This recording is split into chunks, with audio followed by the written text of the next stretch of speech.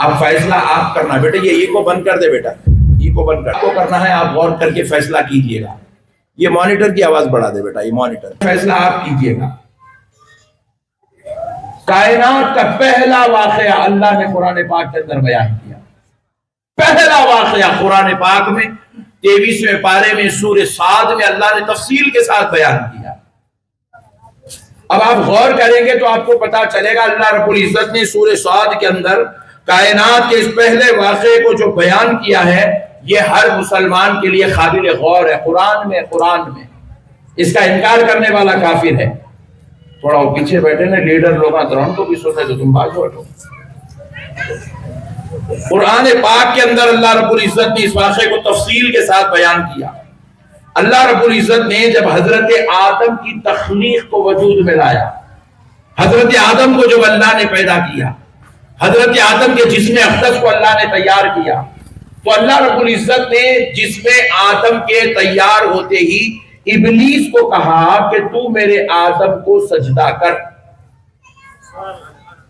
سبحان اللہ،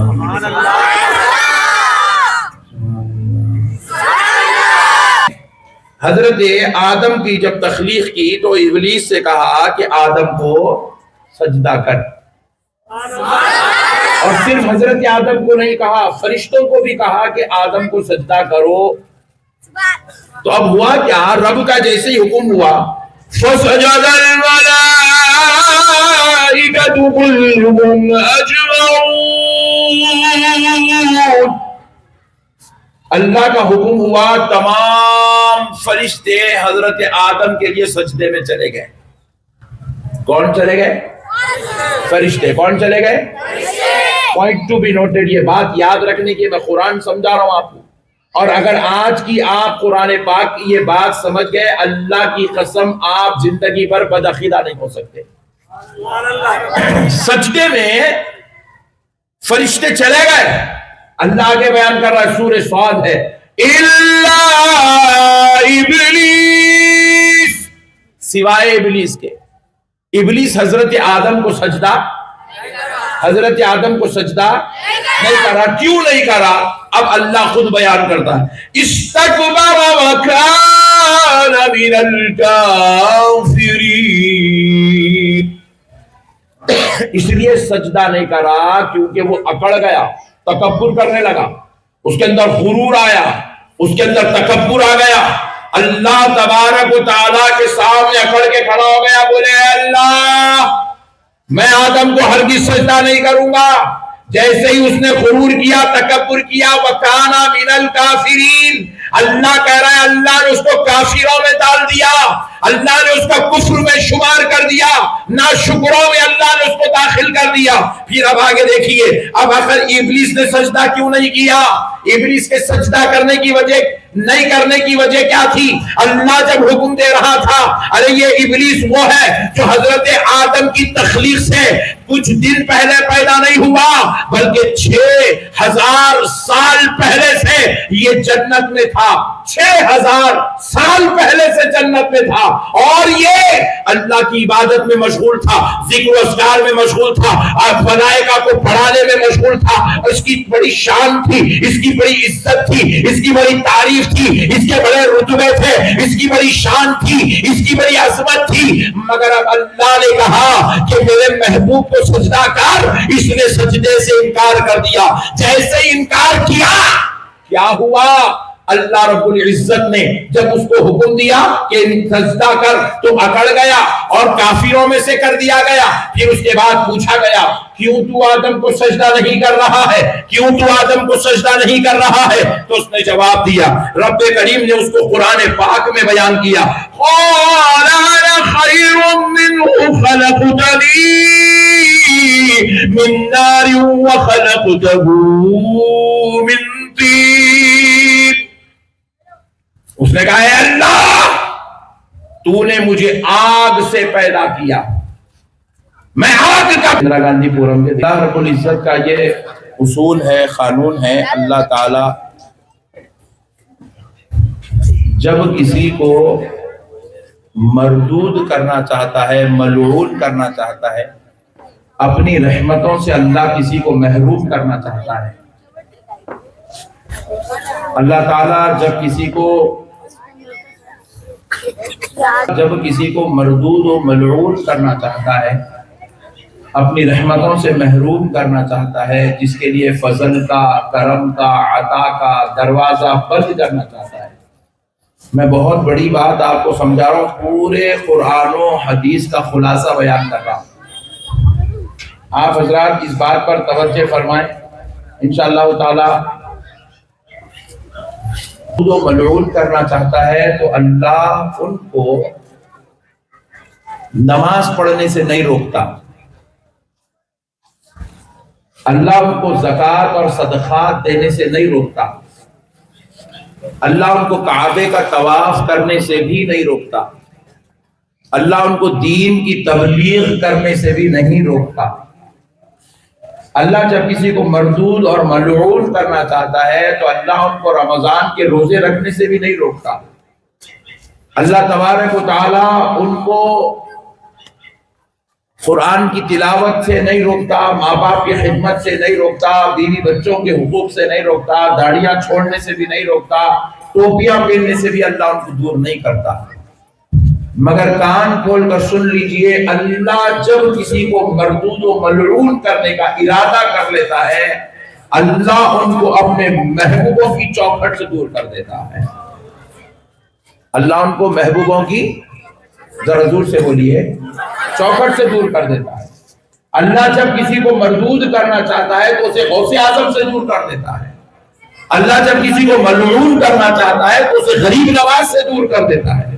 اللہ جب کسی کو ملعون کرنا چاہتا ہے تو اللہ اسے اپنے اولیاء، اپنے انبیاء، اپنے نبی کے اہل بیت، اپنے نبی کے صحابہ اور ان کے صالح نیک متقی بندوں سے اللہ دور کر دیتا ہے.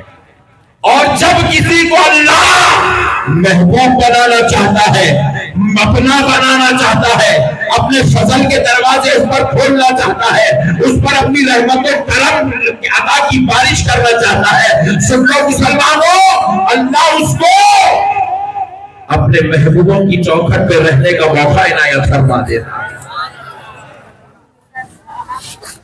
اللہ والوں سے جن کو اللہ قریب کر دیتا ہے نا، اللہ تعالیٰ ان پر اپنے فضل کے دروازے، اپنے کرم کے دروازے ان پر کھول دیتا ہے. اب آپ یہ جو بات میں نے عرض کی، بعض لوگوں کو اس میں خیال ہو سکتا ہے کہ بھائی پھر انہیں تے نمازہ پڑھانا، تے روزے رکھانا، تے حج کرانا، ہمارے موٹے بھیجے، کیونکہ ہم لوگ بیل بہت زیادہ کھا رہے نا آج کل، تو اس لیے ہمارا بھیجا اتنا خطرناک ہو گیا، خالی موٹا موٹا سوچتا ہے، حقیقت کو غور کرنا ہم لوگ نہیں چاہتے. ہم لوگ جاتے ہیں، اس کی نماز میں اٹک جاتے ہیں، اس کے روزے میں اٹک جاتے ہیں، اس کی زکوٰۃ میں اٹک جاتے ہیں، اس کے خیرات میں اٹک جاتے ہیں، اس کے صدقوں میں اٹک جاتے ہیں. پھر اس کے بعد بولتے ہیں پھر مولانا پھر انہیں اتنے نماز پڑھا تو گیا غارت ہو گیا کیا، انہیں اتنے روزے رکھا تو پورا نکل گیا کیا. اب فیصلہ آپ کرنا بیٹے، یہ کو بند کر دے بیٹا، یہ کو بند کر کو کرنا ہے، آپ غور کر کے فیصلہ کیجئے گا. یہ مانیٹر کی آواز بڑھا دے بیٹا، یہ مانیٹر، فیصلہ آپ کیجئے گا. کائنات کا پہلا واقعہ اللہ نے قرآن پاک کے اندر بیان کیا. پہلا واقعہ قرآن پاک میں 23ویں پارے میں سورہ صاد میں اللہ نے تفصیل کے ساتھ بیان کیا. اب آپ غور کریں گے تو آپ کو پتا چلے گا اللہ رب العزت نے سورہ صاد کے اندر کائنات کے اس پہلے واقعے کو جو بیان کیا ہے، یہ ہر مسلمان کے لیے قابل غور ہے. قرآن میں اس کا انکار کرنے والا کافر ہے. تھوڑا وہ پیچھے بیٹھے نا لیڈر لوگ، ان کو بھی سوچے تو تم باز بیٹھو. قرآن پاک کے اندر اللہ رب العزت نے اس واقعے کو تفصیل کے ساتھ بیان کیا. اللہ رب العزت نے جب حضرت آدم کی تخلیق کو وجود میں لایا، حضرت آدم کو جب اللہ نے پیدا کیا، حضرت آدم کے جسم اقدس کو اللہ نے تیار کیا، تو اللہ رب العزت نے جسم آدم کے تیار ہوتے ہی ابلیس کو کہا کہ تو میرے آدم کو سجدہ کر.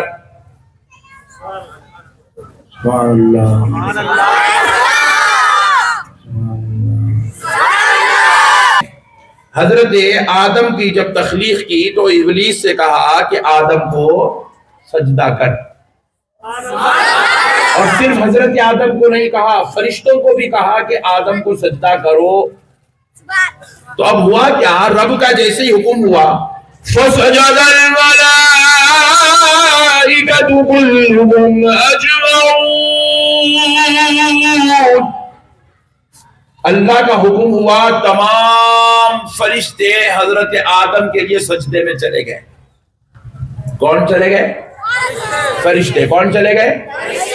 پوائنٹ ٹو بی نوٹڈ، یہ بات یاد رکھنے کی، میں قرآن سمجھا رہا ہوں آپ کو، اور اگر آج کی آپ قرآن پاک کی یہ بات سمجھ گئے، اللہ کی قسم آپ زندگی بھر بدعقیدہ نہیں ہو سکتے۔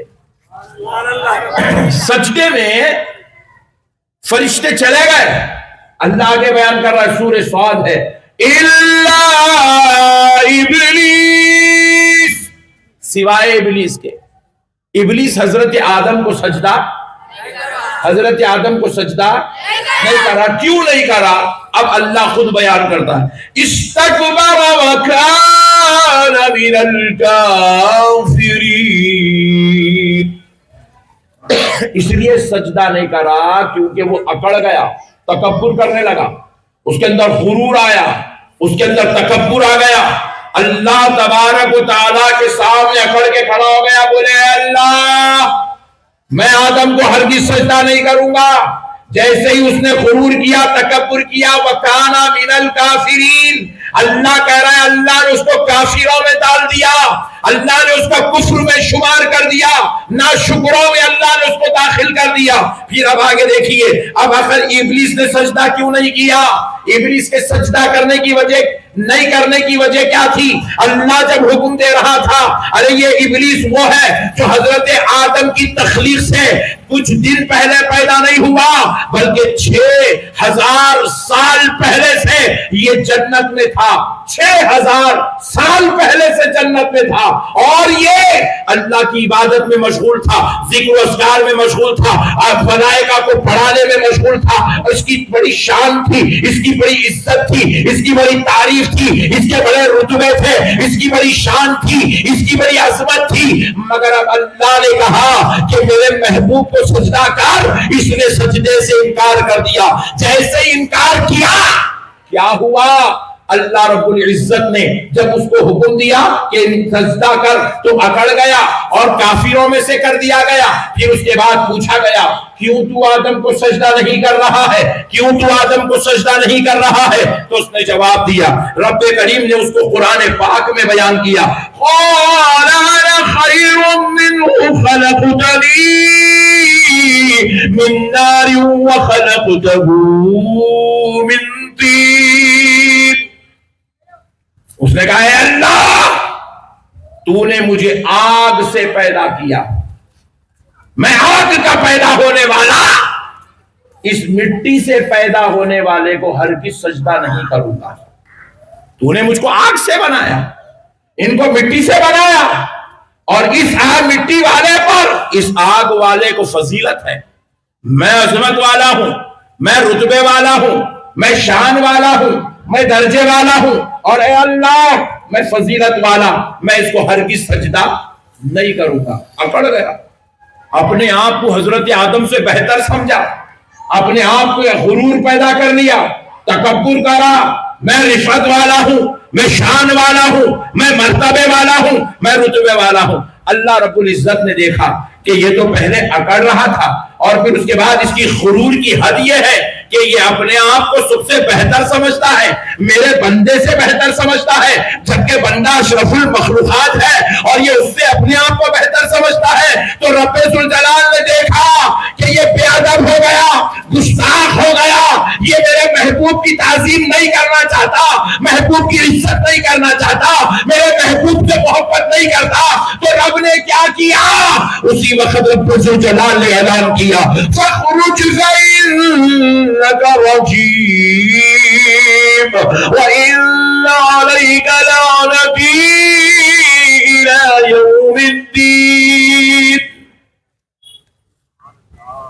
پس نکل جا ہمارے دربار سے، ہم نے تجھے مردود کر دیا ہے، نکل جا ہمارے دربار سے، ہم نے تجھے مردود کر دیا ہے۔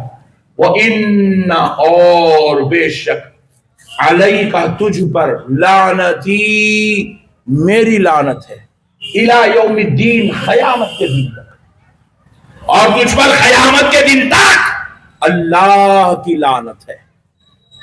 میں ایک سوال آپ سے کرنا چاہتا ہوں، آپ ایمانداری سے جواب دیجیے گا، شیطان کیا زنا کرا تھا؟ ذرا بولیے۔ چوری کرا تھا؟ شراب پیا تھا؟ سٹے بازی کرا تھا؟ لوگوں کی زمینوں کو ہڑپ لیا تھا؟ کسی کی بیوی بچوں کے ساتھ بدسلوکی کرا تھا؟ کسی کی ماں بہن کے ساتھ غلط حرکت کرا تھا؟ کسی کا مکان جو ہے کرائے پہ لے کے قبضہ کر کے بیٹھ گیا تھا؟ نہیں۔ پھر اللہ نے اس کو قیامت کے دن تک لعنتی کیوں کر دیا؟ کیوں مردود کر دیا؟ کیوں اپنے دربار سے نکال دیا؟ وہ جنت جس میں وہ 6000 سال سے رہ رہا تھا، اللہ نے اس جنت سے اس کو نکال دیا، اس کو مردود کر دیا۔ اور یہ واقعہ میں آپ کو کسی مولوی صاحب سے نہیں، قرآن پاک سے سنا رہا ہوں۔ اب ذرا غور کیجئے گا، اللہ رب العزت یہ اس وقت کا واقعہ بیان کر رہا ہے۔ ابھی کوئی پیغمبر پیدا نہیں ہوئے ہیں سوائے حضرت آدم کے، اب کوئی پیغمبر پیدا نہیں ہوئے ہیں، ابھی کوئی انسان پیدا نہیں ہوا ہے، ابھی کوئی بیٹا پیدا نہیں ہوا ہے، ابھی کوئی بھائی پیدا نہیں ہوا ہے، ابھی کوئی رشتہ دار پیدا نہیں ہوا ہے۔ یہ کائنات کے فرد واحد ہے، یہ پہلے انسان ہے جن کی تخلیق اوپر ہوئی ہے، اور وہاں رب ذوالجلال فرما رہا ہے کہ تم ان کو سجدہ کرو، اور یہ وہاں سجدے سے انکار کر رہے ہیں۔ اور پھر ہوا کیا؟ اللہ نے اس کو جنت سے نکال دیا، اس کو مردود کر دیا۔ اب ذرا غور کرو، اس کے اوپر لعنت بھی بھیجا، تو لعنت 4 دن یا 4 مہینے یا 40 دن کی نہیں ہے، اللہ نے اس پر قیامت کے دن تک لعنت کیا، قیامت کے دن تک کے لیے مردود کر دیا۔ اللہ نے اس کو دین سے بے دخل کر دیا، جنت سے نکال دیا، رحمت سے محروم کر دیا، فضل کے دروازے بند کر دیا، عطا کے دروازے بند کر دیا، کرم کے دروازے بند کر دیا۔ ہم نے پوچھا ہے اللہ اس پر اتنا غضب کیوں ہے؟ تو رب نے جواب دیا، جو میرے محبوبوں کا نہیں ہے وہ میرا بھی نہیں ہے۔ صرف اللہ کے محبوب کی بے ادبی نے اسے غارت کر دیا، اللہ کے محبوب کی بے ادبی نے، اس کی ہزاروں سال کی عبادت غارت ہو گئی۔ اللہ کے محبوب کی بے ادبی نے اس کی پوری زندگی کا سرمایہ تباہ و تاراج کر دیا۔ اور اللہ نے قرآن میں اس کو اس لیے بیان کیا تاکہ قیامت تک آنے والے مسلمان ان آیات کو پڑھ کے سمجھ جائے تو پوری زندگی حج بھی کرا، پوری زندگی نمازیں پڑھا، پوری زندگی روزے رکھا، پوری زندگی زکوٰۃ دیا، پوری زندگی صدقہ خیرات کرا، پوری زندگی غریب بچوں کی شادی کرا، پوری زندگی کھٹکے مارتے رہا، پوری زندگی گھٹنوں کے نیچے تک داڑھی چھوڑ کے رہا، پوری زندگی اللہ اللہ اللہ اللہ اللہ کرتے رہا، مگر اللہ کے ولیوں کے ساتھ اگر غداری کرا، بے ادبی کرا، گستاخی کرا تو سن لے، جب وہ جنت میں رہ کے نیکی کرتا تھا اس کی نیکی کو اللہ نے رد کر دیا، تو تو اندرا گاندھی پورم میں کر کے رہ کے نیکی کر کے تو اب بے ادبیاں کر کے اپنی نیکی کو کیسے بچا سکتا ہے؟ اپنے اعمال کو کیسے بچا سکتا ہے؟ اسی لیے دوستو نیکی کرنا کمال نہیں ہے، نیکی کو بچانا کمال ہے۔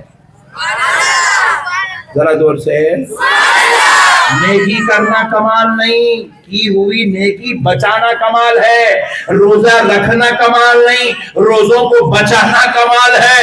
نماز پڑھنا کمال ہے، تو اس سے بڑا کمال یہ ہے کہ نماز کو، روزوں کو بچا لیا جائے، تلاوت قرآن کو بچا لیا جائے۔ میرے پیارو، آج لوگ نیکیاں تو کر رہے ہیں لیکن نیکیاں بچانے کی فکر میں نہیں ہے، نیک اعمال بچانے کی فکر میں نہیں ہے۔ اور